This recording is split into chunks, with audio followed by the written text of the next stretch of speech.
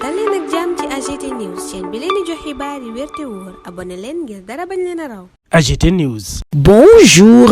La désignation du candidat de Benno Bokk Yakaar est en vedette dans les journaux parus ce samedi 9 septembre 2023. Réumi Quotidien à ce propos signale Amadou Ba en pole position et Boun Abdallah Dionne en mode outsider. En tout cas, Macky Sall lui sera le directeur de campagne officieux du candidat désigné, renseigne Réumi Quotidien. Cette désignation du candidat de Benno Bokk Yakaar pour la présidentielle constitue selon l'AS l'épreuve fatidique du choix. Un choix risqué que Macky Sall devra faire selon Libération, mais il va enfin délibérer d'après La Tribune, journal où les militants sont invités à s'unir autour du prochain candidat. Invite formulé aussi dans Vox Populi où l'on demande aux militants et sympathisants de s'unir autour du candidat pour consolider la trajectoire victorieuse de Benno Bokk Yakaar à la présidentielle 2024. Et aux yeux de ce journal, l'APR déblaye la voie à Macky Sall pour parer à d'éventuels remous suite à la désignation du candidat de Benno Bokk Yakaar. En tout cas, l'heure de vérité a sonné selon enquête qui indique que Macky Sall va annoncer ce week-end le nom du candidat de Benno Bokk Yakaar. Ayant su tenir sa coalition depuis plus de 10 ans, il s'apprête à faire l'expérience du lâcher-prise. Constate aussi enquête qui voit l'ancien premier ministre tenir toujours le bon bout. Mais qui va se prendre une veste?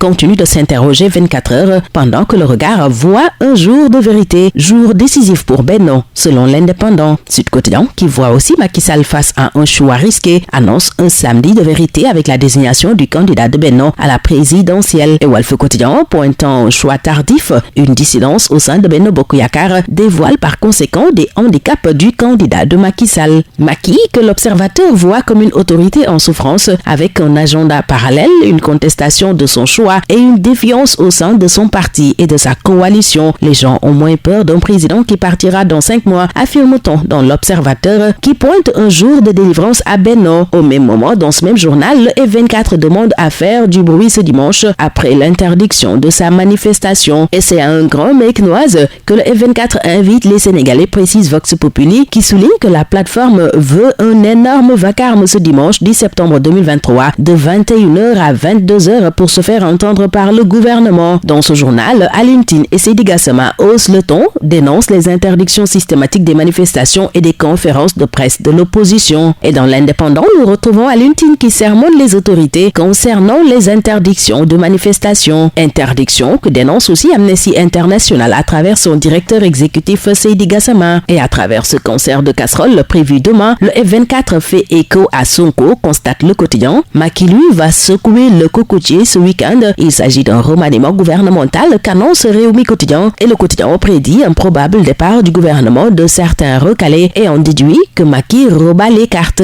Le tribunal aussi a rebattu les cartes dans l'affaire d'escroquerie sur l'or, semble dire Libération, qui nous apprend que Taïb Socé a eu raison sur Moussa Touré et Cheikh Tidiane Diakhaté, condamnés à lui verser 66,3 millions de francs CFA. Et dans l'affaire Locafrique, Libération nous apprend qu'Imosio Moreno et Michel Borelli ont été placés sous contrôle judiciaire. C'est hier qu'ils ont été inculpés par le juge du 6e cabinet, précise ce journal. Le journal du groupe Futur Média Observateur nous conduit pendant ce temps à Ouakam où 4 militaires de l'armée de l'air ont été arrêtés pour viol. La victime présumée est une fille âgée de 15 ans selon l'Obs qui livre les détails de l'enquête de la brigade prévôtale de la gendarmerie. Besby nous apprend une affaire d'attentat à la pudeur sur une fillette de 7 ans avant de nous reparler d'Adama et Awa 20 ans après. Il s'agit des premières siamoises séparées en 2003 au Sénégal et qui racontent dans ce journal leur calvaire. Ayant abandonné les études à 9 ans faute de moyens, Adama, serveuse, perçoit 20 000 francs CFA par mois, nous apprend Besby, où leur mère Kumbanyang rappelle qu'on leur avait promis une prise en charge mensuelle, mais c'est une seule fois qu'elle a reçu du lait et des couches. Dans les colonnes de Besby,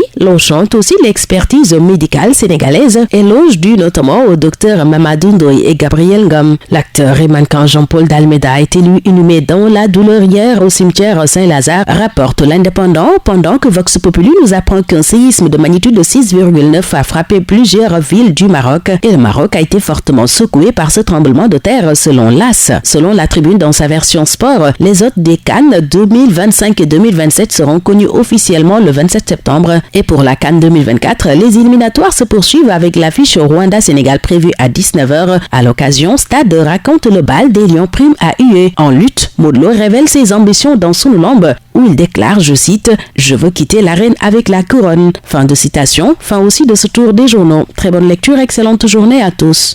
AGT News.